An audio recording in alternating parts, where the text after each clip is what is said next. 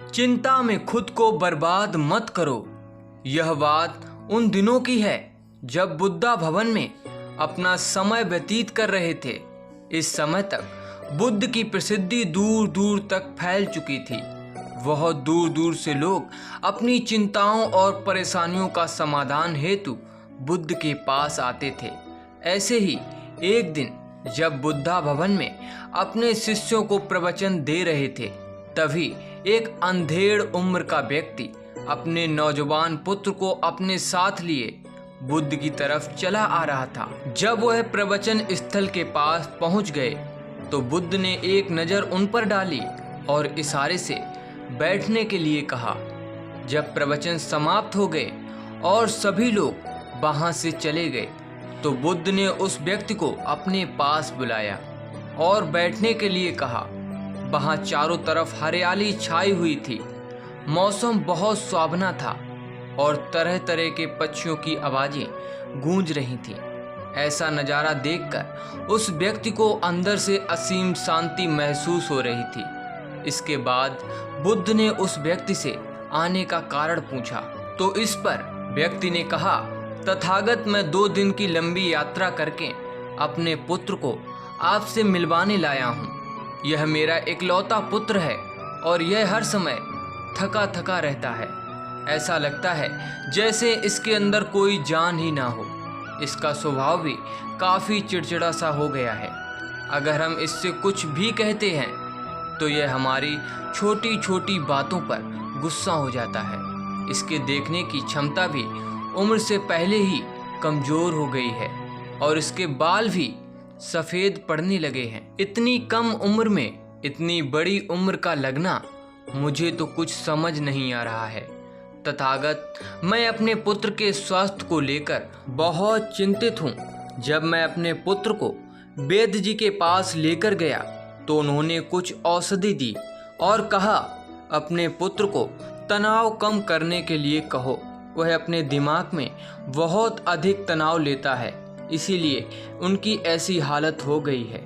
लेकिन मैंने उसको बहुत समझाने के बाद भी तनाव का मतलब समझ नहीं आया। मुझे नहीं पता कि तनाव होता क्या है, यह किन कारणों से होता है और उसे कैसे अपने पुत्र के दिमाग से निकालूं। लेकिन मुझे सबसे पहले तो ये समझाना है कि तनाव होता क्या है। इसीलिए तथागत मैं आपके पास लाया हूँ। कृपया आप मेरी समस्या का समाधान कीजिए।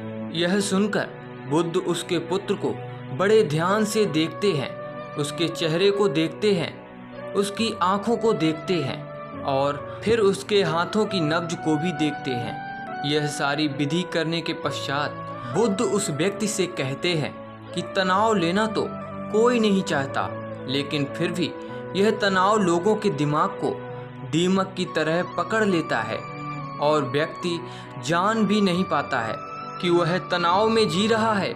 लेकिन अगर व्यक्ति तनाव के कारणों को अच्छे से समझ लेता है और तनाव के बारे में कोई ऐसा पैमाना बना लेता है जिससे वह जान सके कि वह कितने तनाव में है, तो वह इस समस्या का समाधान भी खोज सकता है।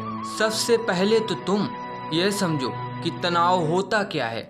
जब भी कोई व्यक्ति कोई काम कर रहा होता है लेकिन उसका मन कहीं दूर भटक रहा होता है, कल्पनाओं में होता है, तो उसके शरीर और मन के बीच एक दूरी पैदा हो जाती है।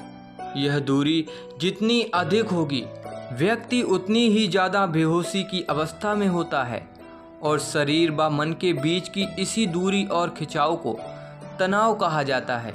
आखिर कोई पसंदीदा खेल खेलने के बाद व्यक्ति चुस्की और प्रसन्नता से क्यों भर जाता है, जबकि उसने तो अपने शरीर को थकाया है।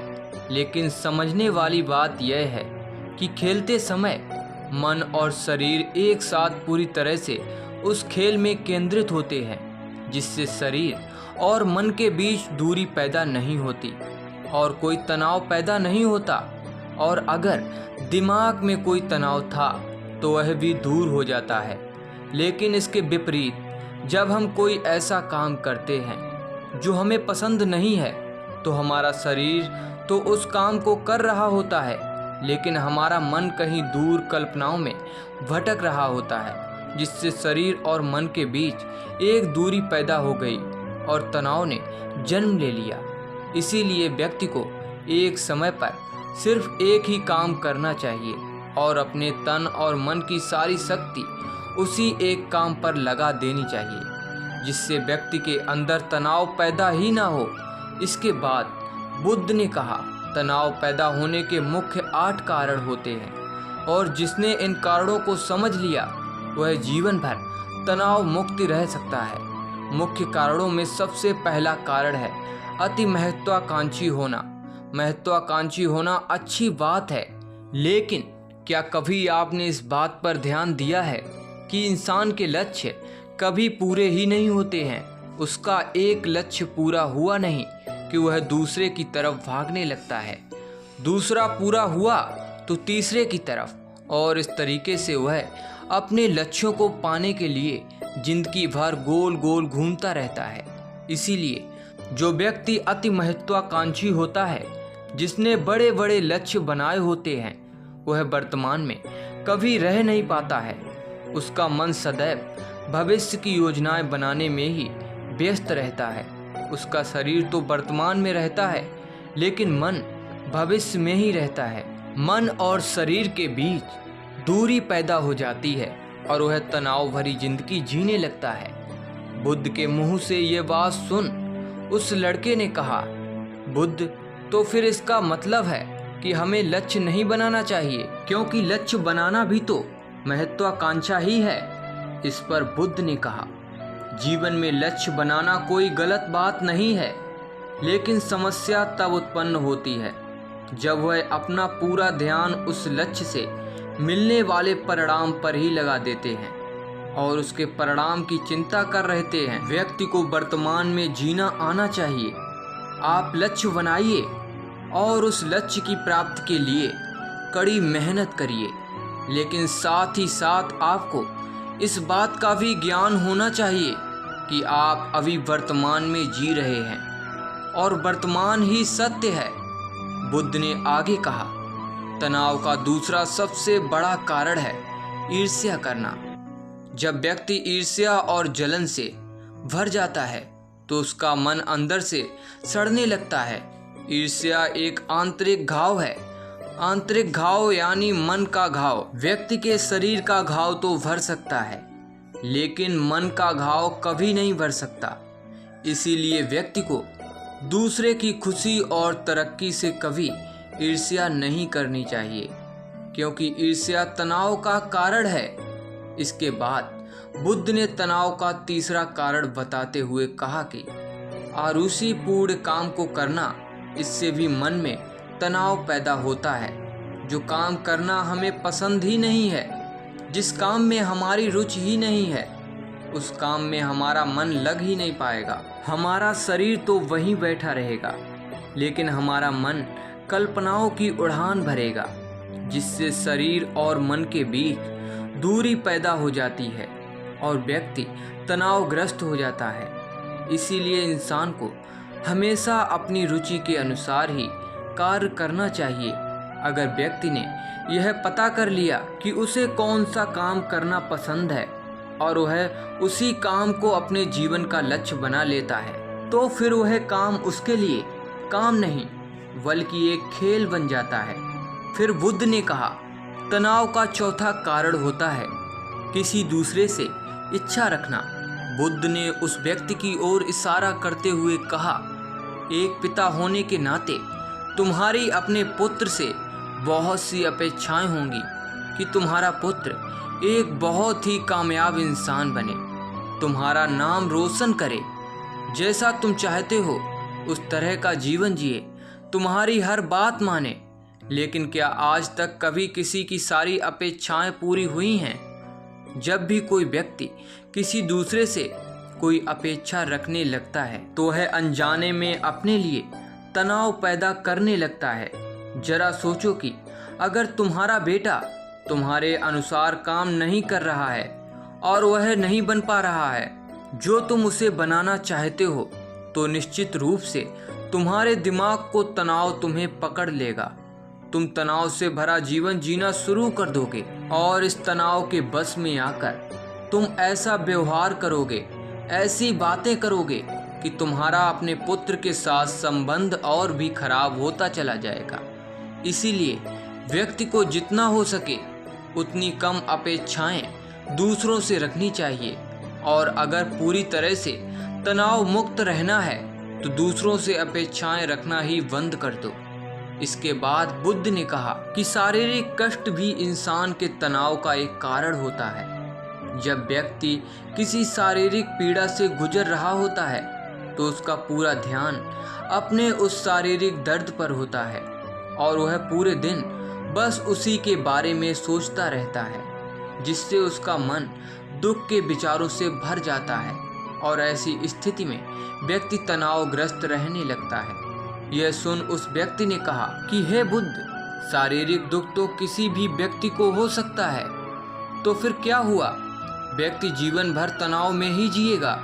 इसका जवाब देते हुए बुद्ध ने कहा कि इंसान को यह बात समझनी चाहिए कि हमारा सारा जीवन दुखों का आधार है। जैसे जैसे हमारा जीवन आगे बढ़ता है, इससे दुख आते हैं, बीमारियां आती हैं और फिर अंत में मृत्यु भी आती है।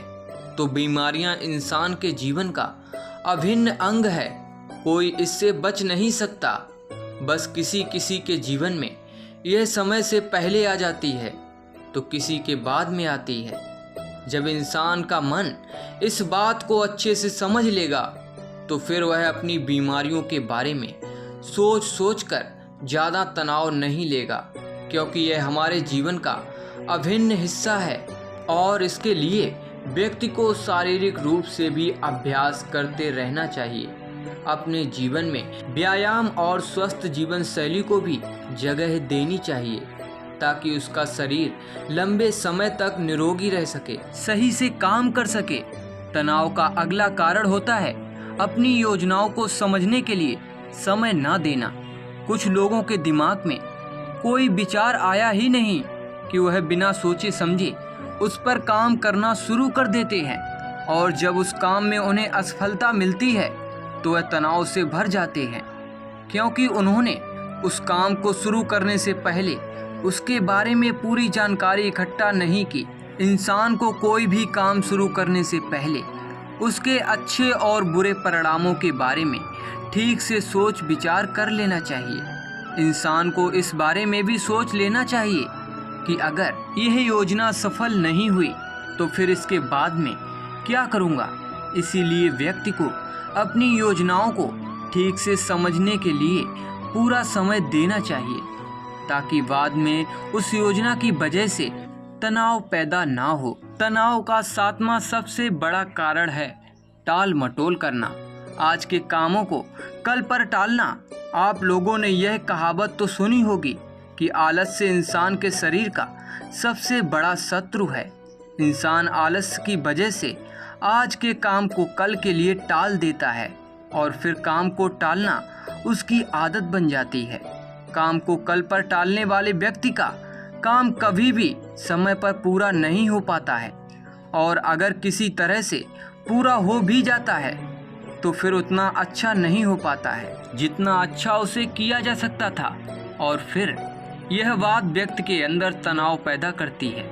लेकिन काम को टालना या काम को एकदम अंत समय पर करना एक आदत है, इसीलिए व्यक्ति ना चाहते हुए भी बार बार अपनी इस आदत का शिकार बन जाता है और काम को टालता रहता है, और फिर जब काम की समय सीमा पास आ जाती है तो वह तनाव से भरकर काम को पूरा करने का प्रयास करता है।